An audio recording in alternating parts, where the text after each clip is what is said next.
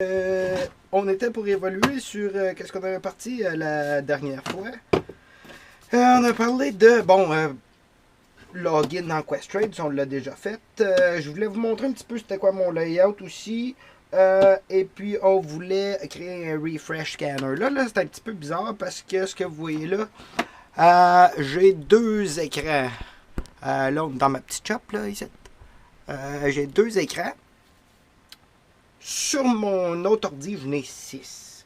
Fait que tout change. Là, j'ai amené mon layout de mon autre ordi ici dans le shop, où ce que je suis capable de recorder.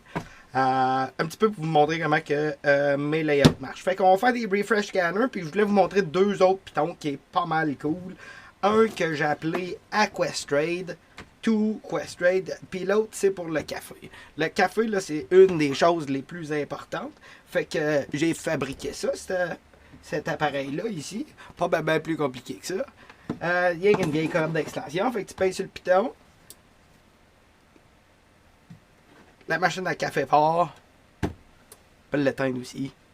Fait que voilà, je voulais vous montrer ça. C'est basé sur une petite page web que j'ai créée qui se ferme au bout de 5 secondes. Ça roule sur une petite bébelle Wi-Fi.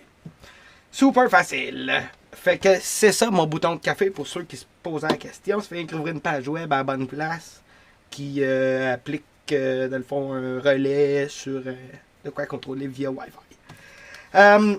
Donc, le bouton le plus intéressant aujourd'hui, selon moi, c'est le Aquestrade. Fait que rapidement, on va juste passer au travers de comment il est fabriqué le bouton Aquestrade. Fait qu'il est ici. Le bouton Aquestrade, même chose. Oups, c'est celui-là que je veux ici. Même chose, Shift, Option, Alt 9. Et puis, allons voir dans Robotask. Dans Robotask, Shift, Option, Alt 9.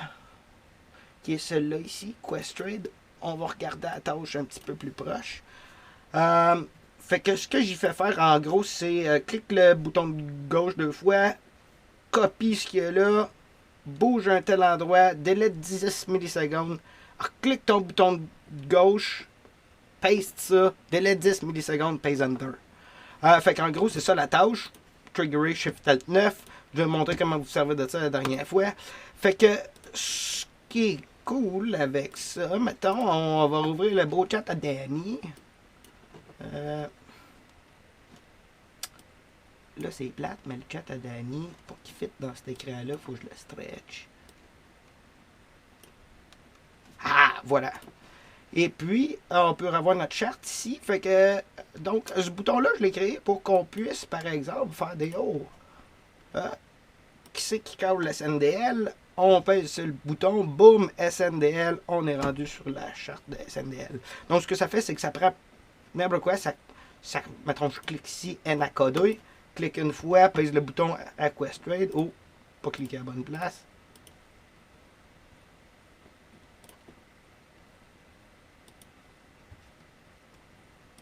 Il veut pas celle-là.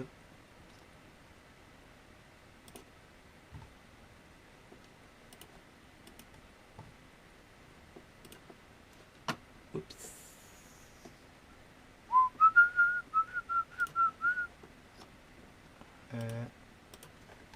Tantôt il fonctionnait bien.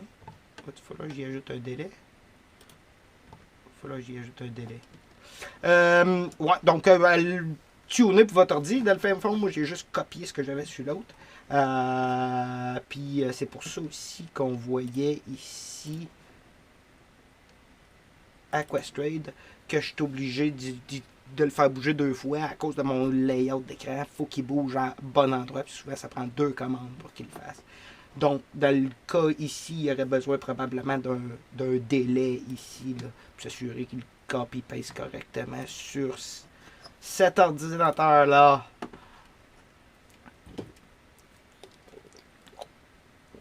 On va essayer, juste le fun. Bon. Et voilà. Fait que ça va vous apprendre à taper les symboles comme du monde dans le chat. Excellent. Fait que... refresh scanner. Bon, vous allez voir ici, là, moi, comment j'ai créé mes scanners. Bon, mon autre ordi sont en ligne, en hauteur. 1, 2, 3. Là, j'ai diminué à 2 scanners pour essayer d'être plus focus. Donc, ce qui arrive, c'est que quand je paye sur le bouton scan, je change de page. Je me retrouve à page 3. Fait qu'en voilà, je dis, quand tu payes sur le bouton scanner, renvoie-moi à page 3.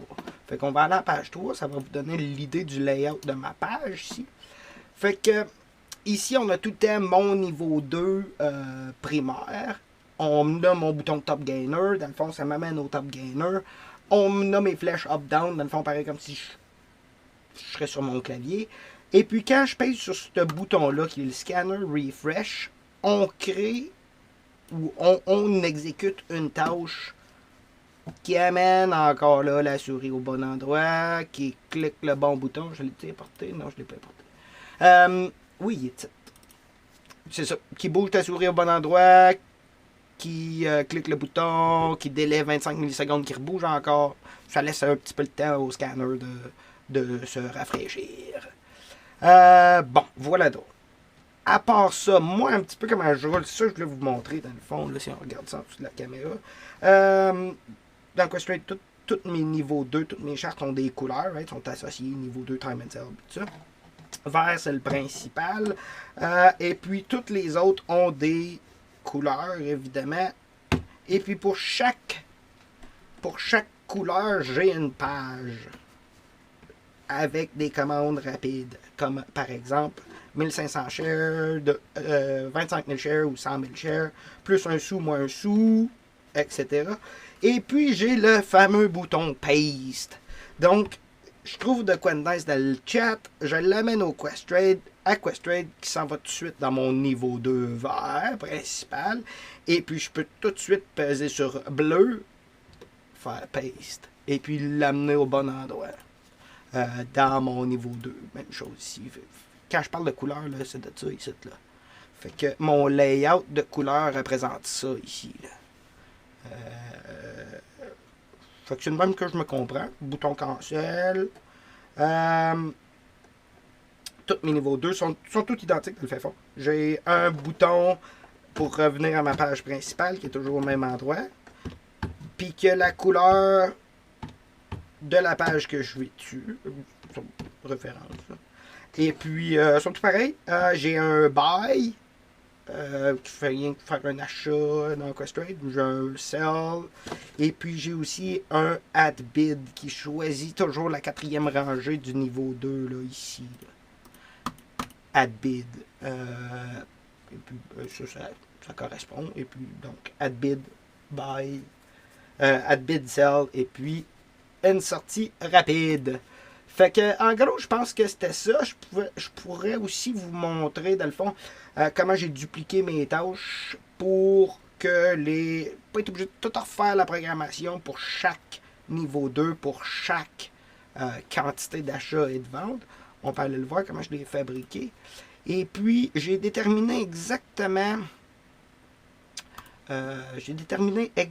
c'était quoi la distance nécessaire entre ça ici et puis ça ici.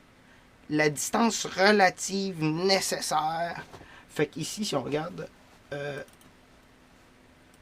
la distance relative est, dans mon cas, de 55 et puis de 50 XY. Relatif. Donc, partout où tu cliques, on descend et on tasse de 50. Et puis, on rentre la quantité qu'on veut. Comme par exemple, ici, 10 000. Ben, je pense que c'est tout pour aujourd'hui.